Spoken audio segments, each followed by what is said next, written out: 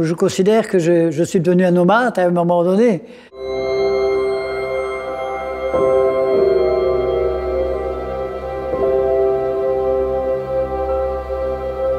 Je suis né dans une famille de 9 enfants et je suis l'avant-dernier de la tribu. J'ai sûrement rencontré la plus jolie femme de ma vie et je me suis marié très jeune pour partir de la maison en disant à ma maman, je me marie, si t'es pas d'accord, je pars avec mon ami. Et à un moment, il y a eu une cassure. On a eu un enfant et on a fini par se séparer. Quand j'ai cassé avec ma femme, je me suis dit, eh ben, je m'en fous de tout et je m'en vais. J'ai fermé les portes et je suis parti pour la grande aventure de 6 années de devenir SDF. J'étais toujours amoureux de ma femme, tout compte fait. Et j'étais en colère parce que j'avais raté ce que je rêvais. Je rêvais de la plus jolie femme, je l'ai eue.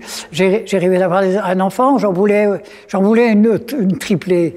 Je voulais vivre une vie familiale que je n'avais pas connue. Et j'étais complètement en colère, en haine. Toute personne qui s'approchait de moi, je la renvoyais au diable, quoi. Je n'ai plus de maison, je n'ai plus d'amour, j'ai plus personne. On n'a plus rien à perdre quand on est à la rue.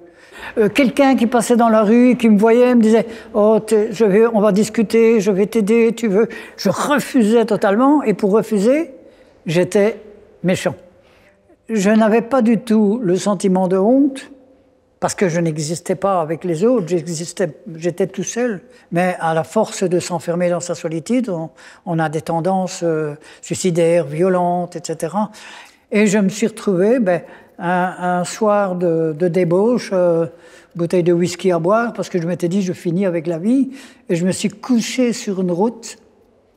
J'ai reçu une paire de gifles, j'ai ouvert les yeux, mais dans un état euphorique. Et j'ai dit, oh, tiens, les anges ont des uniformes aussi. Je ne savais pas que dans le ciel, il y avait des policiers.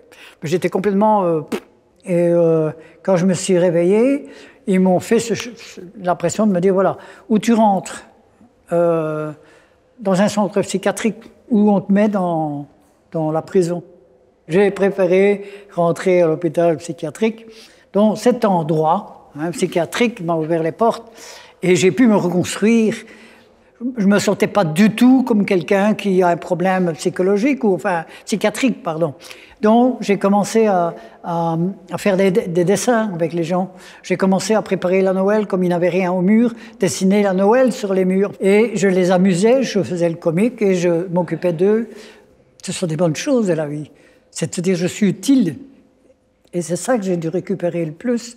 C'est ne plus me dire « je ne suis qu'un SDF, je ne suis qu'une merde », comme on pouvait me dire. Et donc, ça m'a ouvert des portes.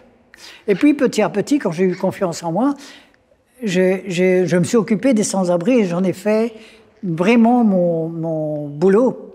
Un jour, c'est l'école où ma fille, elle avait 12 ans, c'était sa dernière primaire. Bon, c'est la 6e chez nous. Le professeur leur avait dit aux enfants, vous devez trouver des personnes importantes à vos yeux sur la ville de Charleroi. Ma fille m'a demandé, elle m'a dit, papa, moi j'ai dit, j'ai mon papa, c'est mon héros. Et je n'ai pas parlé de la vie des sans-abri, j'ai parlé de ma vie de sans-abri. Et à un moment donné, un petit gamin m'a dit, mais monsieur, et vous mangiez quoi quand vous étiez à la rue? J'ai raconté cette histoire d'aller manger dans les poubelles. Alors il me disait, ben c'est sale les poubelles. Je dis, ben non, t'as des gens, ils mangent un sandwich, ils rejettent le sandwich, ben on les suit et on va prendre le sandwich cacheté. Je regardais ma fille parce que c'était quand même mon père, dans sa tête, mon père a mangé dans les poubelles. Et quand je l'ai regardée, elle pleurait. Je ne peux pas oublier ce moment. Parce que ce moment-là, il m'a permis tous les autres. J'étais son héros. Je suis le papounet. Je suis redevenu le papa, le papounet que je n'ai pas été pendant toute une époque de leur vie. Mais j'ai dû vivre ça pour être qui je suis aujourd'hui.